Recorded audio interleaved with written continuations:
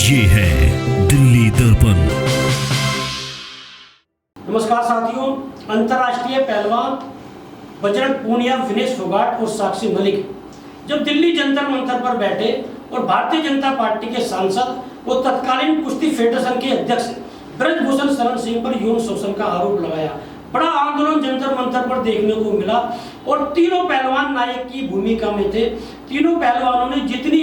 लोकप्रियता कुश्ती में हासिल की, उससे कई गुना लोकप्रियता इस आंदोलन में हासिल की। लेकिन इन तीनों पहलवानों ने गलती क्या कर दी, एशियाई खेलों में जाने के लिए ट्रायल में जो छूट ले ली, उसके चलते जो दूसरे पहलवान हैं वो इन पर उंगलियां उठाने लगे हैं। और पहले योगेश्वर दत्त जो भारतीय जनता पार्टी के नेता हैं और अंतर्राष्ट्रीय पहलवान हैं, उन्होंने इस मामले को उठाया और जिस दिन ट्रायल में छूट मिली थी इन तीनों पहलवानों को, उस दिन को योगेश्वर दत्त ने कुश्ती क्षेत्र का काला दिन करार दिया था। और अब जो है विशाल काली रमन जो है पहलवान, जो 65 किलो वर्ग में जो बजरंग पूनिया ट्रायल में छूट मिलने के बाद में एशियाई खेलों में जा रहे हैं, तो काली रमन ने चैलेंज कर दिया है बजरंग पूनिया को। और हिसार में सिसाई गांव पड़ता है, हरियाणा का सबसे बड़ा गांव, उसमें एक बड़ी पंचायत हुई। उस पंचायत में ये निर्णय लिया गया कि यदि बजरंग पूनिया विशाल काली रमन को हरा देते हैं कुश्ती में, तो 27 लाख नगद, एक भैंस और एक कार जो है वो बजरंग पूनिया को वो पंचायत देगी और पगड़ी पहनाकर बजरंग पूनिया का सम्मान किया जाएगा। मतलब एक तरह से विशाल काली रमन ने चैलेंज किया है बजरंग पूनिया को कुश्ती के लिए।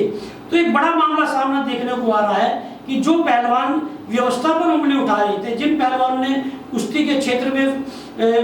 यौन शोषण का मामला उठाया और ये कह रहे थे कि जितनी खामियां हैं उन्हें दूर करके रहेंगे, हम दूसरे पहलवानों की हक की लड़ाई लड़ रहे हैं, तो ये जो ट्रायल में छूट ली इन पहलवानों ने, ये माना जा रहा है कि दूसरे पहलवानों की हकमारी की। तो यही वजह है कि पहलवानों ने इन पहलवानों के खिलाफ मोर्चा खोल दिया है। और जहाँ तक बजरंग पूनिया की बात है, बजरंग पूनिया लगातार ताल ठोक ठोक कर जो है अपने को साबित करते रहे हैं। तो इस मामले में जब चैलेंज कर दिया है विशाल काली रमन ने,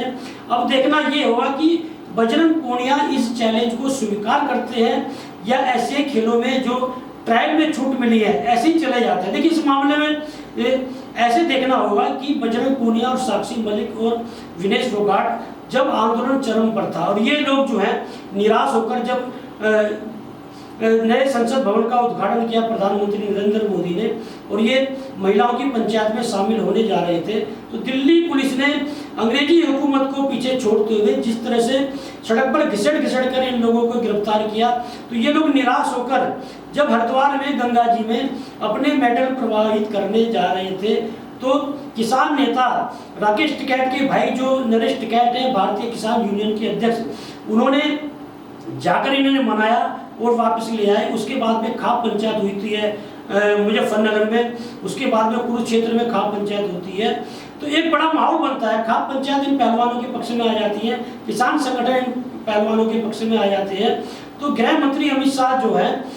साक्षी मलिक और विनय ये बजरंग पूनिया जो है गृह मंत्री से मीटिंग करने पहुंच जाते हैं बिना खाप पंचायत की राय मशवरे का, बिना किसान नेताओं के राय मशवरे के। और उसके बाद में अनुराग ठाकुर जो है खेल मंत्री, उनसे इन लोगों की मीटिंग होती है। तो ये उस समय बात सामने निकल कर आती कि इन लोगों ने आंदोलन को मैनेज कर लिया है। और जब